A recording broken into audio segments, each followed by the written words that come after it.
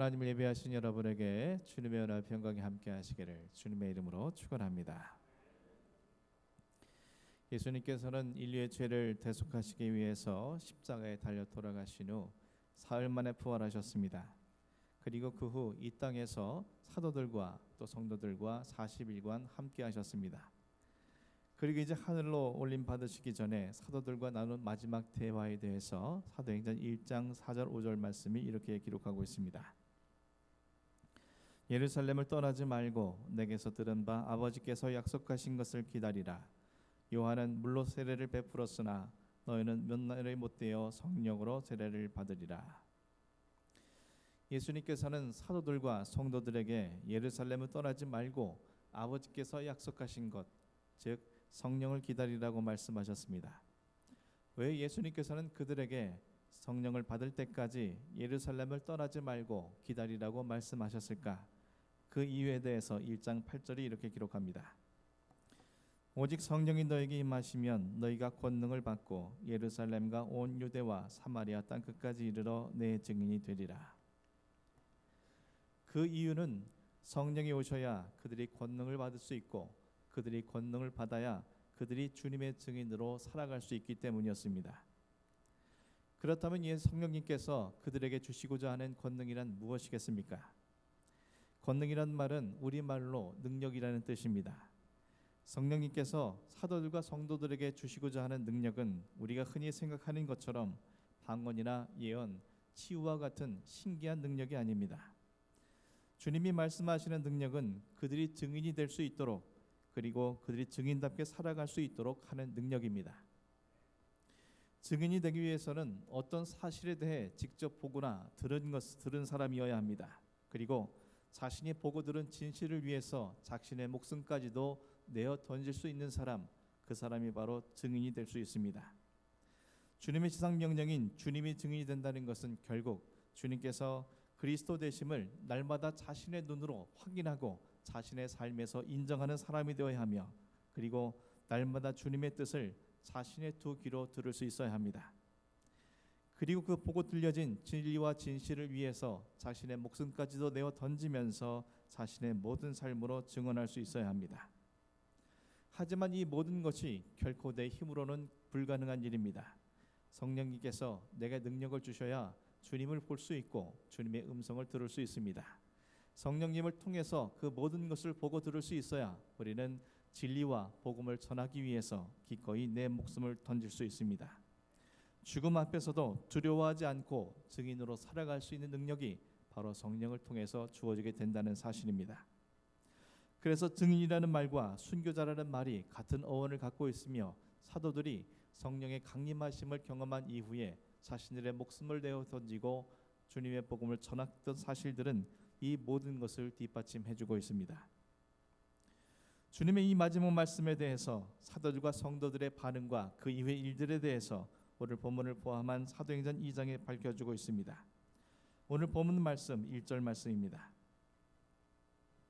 오순절날이 이미 이름에 그들이 다 같이 한 곳에 모였더니, 본문 말씀은 그들이 다 같이 한 곳에 모였다라고 밝히고 있습니다. 사도행전 1장 14절에 의하면 주님이 승천하시기 전 그들에게 주신 약속과 명령에 약 120여 명의 성도들이 믿음과 순종함으로 한 곳에 모여 기다리며 기도에 힘쓰고 있었다라고 기록하고 있습니다. 그들은 예루살렘 모처, 우리가 일명 마가의 다락방이나 불리는 그곳에서 주님이 충천하신 후 10여일이 지난 오순절에 이르기까지 주님이 약속하신 성령을 기다리면서 힘써 기도하고 있었음을 증언하는 것입니다. 그리고 그들 가운데 오늘 본문 4절 2절부터 4절까지 밝히는 대로 약속하신 성령님께서 임하셨습니다. 그런데 오늘 성경에서는 성령님이 강림하신 시점에 대해서 오순절이라고 기록을 하고 있습니다.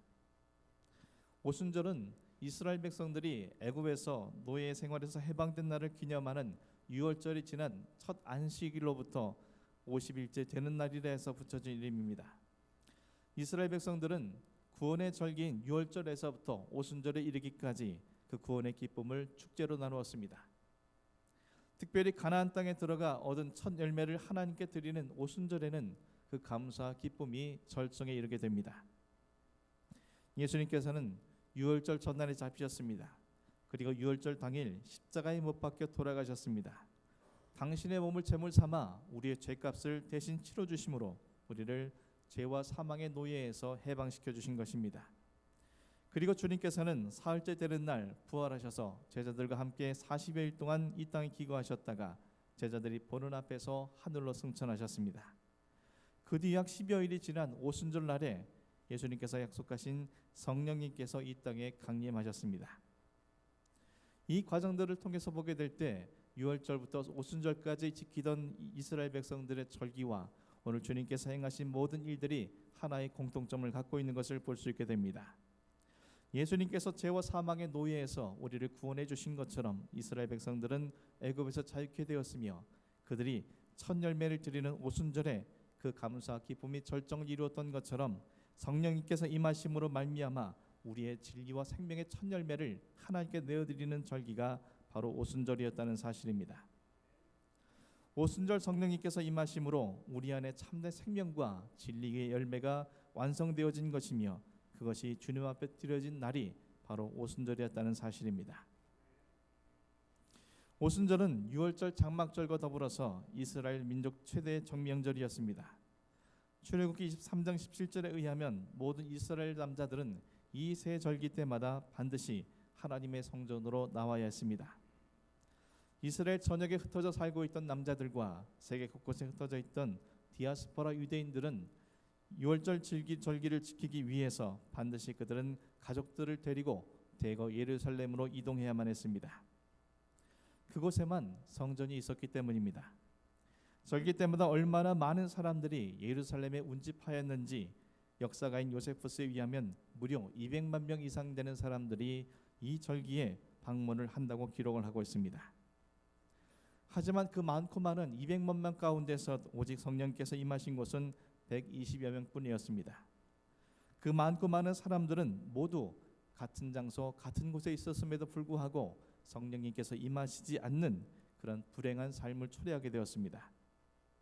그 이유가 무엇이겠습니까? 오직 그들 안에만 주님의 약속과 명령을 기대하고 사모함으로 주의 성령께서 임하실 수 있는 성령의 전으로 준비되어 있었기 때문이었습니다. 사랑하는 성도 여러분, 여러분 모두에게 아버지 하나님이 약속하신 성령님의 강림하심과 성령님의 권능이 함께 하시기를 주님의 이름으로 축원합니다. 그리고 권능으로 날마다 내 삶에서 예수 그리스도께서 우리의 삶의 그리스도 되심을 날마다 목격할 수 있기를 간절히 소망합니다. 날마다 주의 말씀을 듣고 깨달으며 날마다 어디서든 주님의 증인 되기 위해서 어떠한 상황 앞에서도 주님의 증인으로서 증언할 수 있는 참된 믿음의 삶이 될 수 있기를 간절히 소원합니다. 그렇다면 이를 위해서 성령님이 강림하시기 위해서 우린 무엇을 해야 하겠습니까? 먼저는 예루살렘을 떠나지 말라 하셨던 예수님의 명령이 따랐기 때문이요, 그들이 주님의 약속하신 성령이 오실 때까지 한 마음으로 오로지 기도에 힘썼기 때문이라고 본문은 밝히고 있습니다. 오로지 기도에 힘썼다는 것은 자기 자신을 기도로 붙들어 맸다라는 뜻입니다. 다시 말해 그들은 성령님의 강림하심을 얻기 위해서 자기 자신을 날마다 기도로 붙들어 맸으며 사모함으로 주님께서 보내주신 성령님이 오실 때까지 그들을 인내하고 기다렸다는 뜻입니다.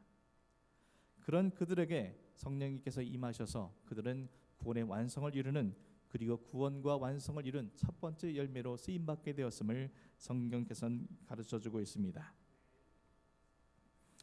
여러분의 심령 속에 역시 마찬가지일 것입니다. 우리가 오직 하나님의 말씀에 따라서 오늘 주림전에 나오고 또한 성령께서 우리에게 임하셔서 우리가 역사하실 수 있는 삶이 되어질 수 있도록 사모함으로 날마다 내 자신을 기도로 붙들어 맬 수 있는 자가 될 때 우리는 성령이 임하시는 참된 삶을 누릴 수 있음을 성경에서는 말씀해 주고 있습니다. 사랑하는 성도 여러분, 안식일을 거룩하게 지키라는 하나님의 말씀에 따라 우리는 매 주일마다 주의 전에 나와서 예배하고 있습니다. 지금도 우리는 그 명령에 따라 주님을 예배하고 있는 것입니다. 우리뿐만 아니라 지금 전국 곳곳에서, 아니 세계 곳곳에서 예배가 행해지고 있습니다. 하지만 우리 모두에게 성령께서 임하여 계신 것은 아니었습니다. 과연 우리에게 성령께서 임하고 있습니까? 우리는 스스로 우리에게 역사하신 성령님을 확인할 수 있는 믿음의 시력이 필요합니다. 여러분은 성령님의 임재하심을 얻기 위해 약속의 말씀을 얼마나 붙들었으며 예루살렘을 떠나지 않고 초대교회 성도들처럼 얼마나 주의 약속의 말씀을 붙잡고 얼마나 많이 여러분의 자신을 기도로 붙들어 맸으며 얼마나 깊은 간절함이 여러분에 있었는지 우리는 돌아봐야 할 것입니다. 여러분에게 성령께서 임하셨다면 당연히 여러분은 이 자리에 성령님의 인도하심 속에 오시게 되었을 것이고, 당연히 성령님께서 여러분의 심령 속에 예배에 대한 사모함을 주셨을 것이며, 예배당에 들어서서 십자가를 마주 대하는 순간 주님의 사랑으로 말미암아 참을 수 없는 감격과 감동이 느끼게 되었을 것이고, 당연히 성령님께서는 여러분의 입술로 읊조리는 사도신경을 여러분의 신앙 고백으로 받아주셨을 뿐만 아니라 여러분의 입술의 고백들이 참회가 진정한 하나님의 향한 참회가 되어줄 수 있도록 여러분을 주장하셨을 것입니다. 당연히 찬송을 부르는 동안 주님의 크시고 놀라운 사랑 앞에 기쁨의 노래가 드려질 것이고, 여러분의 기도 속에는 기도의 영이 임하심으로 말미암아 하나님의 뜻대로 구하게 되었을 것이고, 또한 당연히 주의 말씀을 듣는 이 순간 이 말씀은 여러분의 혼과 영과 관절과 골수를 찔러 쪼개어지는 영적 경험을 누리게 되었을 것입니다. 사랑하는 성도 여러분, 여러분은 어떻습니까? 이러한 모습이 지금 이 순간 여러분에게 있습니까? 여러분은 성령님의 이끌림에 의해서 이 자리에 찾아왔습니까? 아니면 시간이 되어 습관처럼 이 자리에 찾아왔습니까? 여러분이 이 시간 사모함으로 찾아왔습니까? 아니면 마치 의식을 해치우는 것처럼 여러분이 이 자리에 찾아온 것입니까? 여러분의 예배 속에서 얼마나 큰 감격과 감동을 누리고 있으며 여러분의 예배 행위가 얼마나 진실되는지 우리는 살펴보아야만 할 것입니다. 사랑하는 성도 여러분, 성령 강림주일을 맞은 오늘 여러분 안에 성령님께서 강림하여 주시기를 간절히 소원합니다. 그로 인해서 2000년 전 주님의 십자가 사랑이 오늘 내 안에 다시금 샘솟듯 넘쳐나기를 간절히 소망합니다. 십자가를 바라만 봐도 그 은혜 때문에 눈물이 흐르며 사도신경이 내 신앙의 고백이 되고 우리의 찬양 속에 기쁨과 감사가 담겨지고 우리의 기도가 하나님의 뜻으로 채워지며 말씀 속에 주의 음성을 들을 수 있는 여러분이 되기를 간절히 소망합니다. 그리고 그와 같은 한 사람 한 사람이 모여 드리는 이 예배가 구원과 생명과 열매가 가득한 성령의 충만이만 참된 오순절 예배가 될 수 있기를 주님의 이름으로 간절히 축원합니다. 오늘 본문 2절 3절 말씀입니다.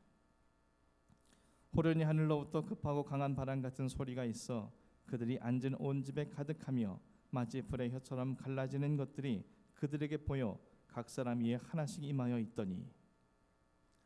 본 구절에서는 성령님께서 강한 바람 같은 소리로 또 불의 혀처럼 갈라지는 것들이 보여졌다라고 밝히고 있습니다. 어떤 사람들은 이 구절을 근거로 성령이 임하시면 반드시 강한 바람 같은 것이 그리고 뜨거운 불처럼 신비스러운 경험이 있어야 한다는 것으로 이해하고 있습니다. 그러나 본문을 자세히 살펴보면 성령이 임하실 때 같은 이라는 수식어와 마치라는 수식어가 사용되어지고 있습니다. 이는 성령께서 임하실 때 반드시 급하고 강한 바람이 일어나고 또한 날름거리는 불덩이가 실제로 보였다고 단정해서 표현하지 않았다는 뜻입니다. 그것은 성령께서 임하실 때 그곳에 있던 사람들이 개인적이고 주관적인 느낌이요 체험이었기 때문이었습니다. 예수님께서 세례 요한에게 세례를 받으실 때 하늘에서 비둘기 같은 성령이 임하셨다고 증거하고 있습니다. 그러므로 성령께서 우리에게 임하실 때 급하고 강한 바람이 불었느냐 아니면 불덩이가 떨어졌느냐 비둘기가 임했느냐는 무의미하다는 것입니다. 그것은 개인적이고 주관적인 체험이요 느낌이기에 사람의 영적 체질과 수준에 따라서 다를 수밖에 없기 때문입니다. 중요한 것은 그 사람에게 어떠한 형태로 성령께서 임하셨느냐가 아니라 그 사람에게 임하신 성령님으로 말미암아 그의 삶이 어떠한 변화가 일어났으며 그에겐 어떤 삶의 열매가 주어졌냐 하는 것입니다. 이에 대해서 우리는 알아보기 전에 본문 2절 3절이 강조하고 있는 한 가지 사실을 우리는 깨달아야만 합니다. 오늘 2절 3절 말씀을 수식어를 제어하고 나면 이런 문장이 됩니다. 하늘로부터 각 사람 위에 임했다. 오늘 본문을 통해서 보여지는 것은 어떤 형태로가 아니라 이 성령께서 각 사람 위에 임하셨다는 사실입니다. 성령님은 왜 그러면 각 사람이 임하셨겠습니까? 이는 성령님께서 120명이라는 공동체나 그들의 포괄적으로 임하신 것이 아니라 각자 한 사람 한 사람이 임하셨다라는 사실을 강조하기 위함이었습니다. 왜 그랬겠습니까? 성령님께서는 주님과 우리를 연결시켜 주시는 분이시기 때문입니다. 그 연결은 교회나 단체나 조직이 아닌 한 사람 개인과의 연결이 진정한 의미를 지니기 때문입니다. 우리 가운데 그 누구도 2000년 전 지구 반대편에 오셨던 예수님을 만난 적이 없습니다. 우리 가운데 그 누구도 예수님이 나를 위해 십자가를 지신 것을 목격한 바가 없고 사흘째 부활하신 것도 본 적이 없습니다. 우리 중 그 모든 사실을 자신의 눈으로 본 사람은 단 한 사람도 없다는 것입니다.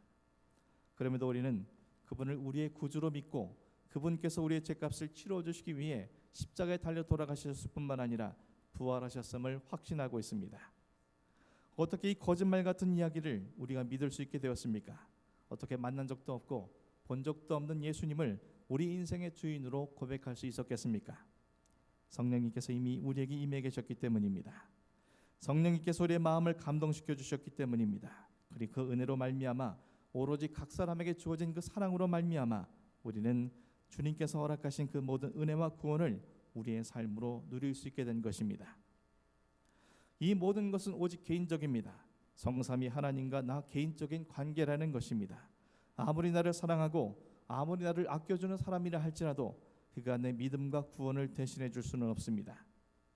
때문에 성령님은 각 사람이 임하신 것입니다. 아무리 마가의 다락방에 이 땅에서 주님과 동고동락했던 사도들이 있다 할지라도 아무리 뛰어난 믿음의 사람이 있었다 할지라도 내 안에 성령님이 강림하시지 않는다면 주님과 나 구원과 나와는 아무런 상관이 없게 되기 때문에 주님께서는 각 사람 위에 성령을 허락해 주신 것입니다. 또한 각 사람의 성령께서 임하신 것은 또 하나의 의미가 내포되어 있습니다. 그것은 하나님의 구원 역사가 반드시 한 사람을 통해서 일어나기 때문입니다. 1903년 8월 24일부터 30일까지 원산 지역 주재 선교사들이 모여서 기도회가 열렸습니다. 이는 중국 위하단 사건으로 말미암아 원산으로 피신해 온 여 선교사 화이트와 맥컬리가 선교사들과 한국인들 가운데 부흥이 일어나고 해달라고 기도한 것에서 시작되었습니다. 이 기도의 소식이 주변에 알려지면서 다른 선교사들도 하나둘씩 기도회에 합류하였습니다. 이들은 차제에 공개적으로 기도회를 갖기로 하고 의료 선교사 로버트 하디에게 어떻게 하면 효과적으로 기도할 수 있는지 3번의 강의를 부탁했습니다. 부탁을 받은 하디가 강의를 준비하는 중 그는 성령님의 강력한 임재를 경험하게 되었습니다. 그는 명문 토론토 대학, 그것도 그 대학 의과대학을 졸업했습니다. 그리고 한국에 입국하였습니다. 하디는 그 내면에 학력에 대한 교만함, 의사라는 직업에 대한 교만함, 그리고 영국 시민이라는 백인 우월주의, 한국인에 대한 편견과 인종차별이 깊숙이 자리 잡고 있었음을 깨닫게 되었습니다. 성령님께서 임하심으로 말미암아 그는 자신의 모습을 깨닫게 된 것입니다. 이미 기도의 시작 전부터 은혜를 경험한 하디는 기도회를 인도하는 내내 울면서 동료 선교사들 앞에서 공개적으로 통회했습니다. 하디 자신이 고백했듯이 그것은 고통스럽고 굴욕적인 경험이었습니다. 그러나 성령의 강권적인 역사 앞에서 그는 자신의 잘못과 죄악을 토로하지 않고는 견딜 수 없었던 것입니다. 하디의 고백은 동료 선교사들에게 이어졌습니다. 그 다음 주일 창전 감리교회 예배 때 하디는 자신이 맡고 있는 회중들 앞에서 또다시 성령의 강권적인 역사 앞에 자신의 교만과 성령 충만하지 못함과 한국인들에 대한 인종 편견을 갖고 있음을 고백하지 않을 수 없었습니다. 하디의 고백은 한국 교인들의 회개운동으로 이어져 회개를 동반한 성령의 역사가 1903년 8월부터 계속되었습니다. 하디가 인도하는 집회마다 회개하는 역사가 계속되었습니다. 이것이 1903년 한국 최초의 부흥운동인 원상대 부흥운동이었습니다. 그리고 이는 이후에 1907년 평영대 부흥운동으로 이어지게 되었습니다. 사람들은 1903년과 1907년에 일어난 이 두 성령 대부흥운동을 한국에서 일어난 오순절 성령 강림 사건이라고 부르고 있습니다. 이 사건의 출발은 성령이 임한 한 사람이었습니다. 하디 한 사람이 위에 성령님이 임하셨을 때 주님은 그를 도구 삼아 한반도 구원의 불씨가 일게 하셨으며 그를 도구 삼아 한반도 전역에 부흥이 허락되게 하셨습니다. 그는 이 모든 구원 생명 구원 역사를 위해서 쓰임받는 한 사람이었습니다. 그것은 오직 그에게 성령님께서 강하게 임하셨기 때문이었습니다. 한 사람 위에 성령님이 하심으로 단순히 한 사람의 신앙과 구원의 차원을 넘어섭니다. 한 사람 위에 성령이 임하실 때 그를 통해서 하나님의 무한의 역사를 만들어 가시기 때문입니다. 그 한 사람을 주님은 찾고 계시기 때문에 각 사람 위에 주님께서는 강력한 성령으로 임하시고 그들을 통해서 하나님의 구원 역사가 이루어져 오늘에 이르게 되었음을 우리는 구원의 역사를 통해서 살펴볼 수 있게 됩니다. 사랑하는 성도 여러분, 여러분의 각 사람 위에 성령께서 임하실 수 있기를 주님의 이름으로 간절히 축원합니다. 여러분의 이 시간 주님께 드리는 모든 신앙의 고백들이 하나님 앞에 상달될 수 있기를 주님의 이름으로 축원합니다. 또한 여러분 한 사람 한 사람 위에 임하신 성령님으로 말미암아 여러분이 있는 모든 삶의 자리가 제2, 3의 대부흥 운동왕이 일어날 수 있기를 주님의 이름으로 간절히 축원합니다.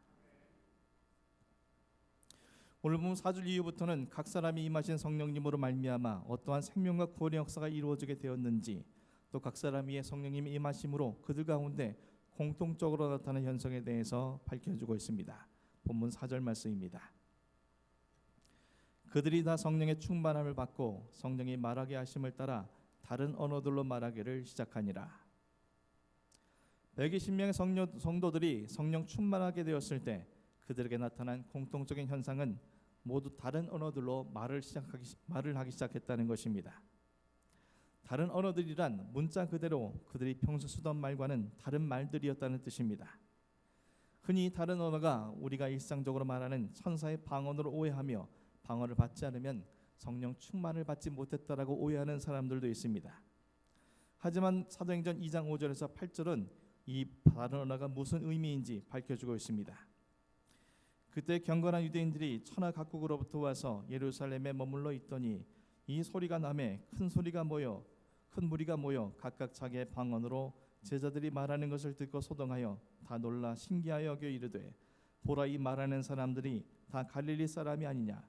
우리가 우리 각 사람이 난 곳 방언으로 듣게 되는 것이 어찌 됨이냐? 앞서 말씀드린 것처럼 오순절 절기를 지키기 위해서 예루살렘 성에는 이스라엘 전역뿐만 아니라 세계 곳곳에 흩어져 있던 유대인들이 모여들었습니다. 그들은 디아스포라 유대인으로서 각자가 살고 있는 삶의 자리에서 그들은 오히려 외국어를 모국어처럼 사용하는 사람들이었습니다. 그들은 절기를 지키기 위해서 지금 예루살렘에 올라와 있습니다. 그런데 그들은 갑자기 예루살렘 성에서 자신들이 속해 있는 나라의 언어들을 듣기 시작했던 것입니다. 그것도 외국어를 배웠거나 또한 해외에 거주하였다고 상상할 수 없는 이스라엘의 변방이요 가장 빈민촌 출신인 갈릴리 사람들의 입에서 듣게 되었다는 것은 그들에게 큰 충격이었습니다. 이로 인해서 그들 사이에는 큰 소동이 일어났습니다. 그리고 각자의 모국어를 통해서 듣게 된 내용에 대해서는 사도행전 2장 11절에 이렇게 기록합니다. 우리가 다 우리의 각 언어로 하나님의 큰 일을 말함을 듣는도다. 120명은 각자에게 주어진 성령의 충만함 속에서 각기 다른 언어로 하나님의 큰 일에 대해서 증언을 하였습니다. 하나님의 큰 일이 무엇인지에 대해서는 그들 가운데 있던 베드로의 설교를 통해서 들려지는 것처럼 예수 그리스도께서 이 땅에 인류를 구원하시기 위해 오신 그리스도이시며 또한 그를 믿는 자들은 구원받는다는 내용이었습니다. 이처럼 각 사람 위에 성령이 임하심으로 그들은 각기 다른 언어들로 증언과 복음을 예루살렘에 모인 모든 사람들에게 선포하게 된 것입니다. 하지만 그들의 증언이 단순히 그 순간 그의 입술로 증언하는 것으로 끝난 것은 아닙니다. 그들의 입술이 증언하는 것을 넘어서 그들은 온 삶을 통해 증언과 복음을 증거하였습니다. 이에 대해서 사도행전 2장 42절에서 47절이 밝혀주고 있습니다. 그들이 사도의 가르침을 받아 서로 교제하고 떡을 떼며 오로지 기도하기를 힘쓰니라. 사람마다 두려워하는데 사도들로 말미암아 기사와 표적이 많이 나타나니 믿는 사람이 다 함께 있어 모든 물건을 서로 통용하고 또 재산과 소유를 팔아 각 사람의 필요를 따라 나눠주며 날마다 마음을 같이하여 성전에 모이기를 힘쓰고 집에서 떡을 떼며 기쁨과 순전한 마음으로 음식을 먹고 하나님을 찬미하며 또 온 백성으로 칭송을 받으니 주께서 구원받는 사람을 날마다 더하게 하시니라. 각 사람의 성령님이 임하심으로 그들의 입술과 그들의 입술을 넘어서 그들의 손과 발이 그들의 손과 발을 넘어서 그들의 모든 삶이 그들은 그리스도의 구주되심과 복음을 그들을 둘러싸고 있는 모든 사람들에게 증언하고 선포하는 진정한 하나님의 증인이 되었음을 성경은 기록하고 있습니다.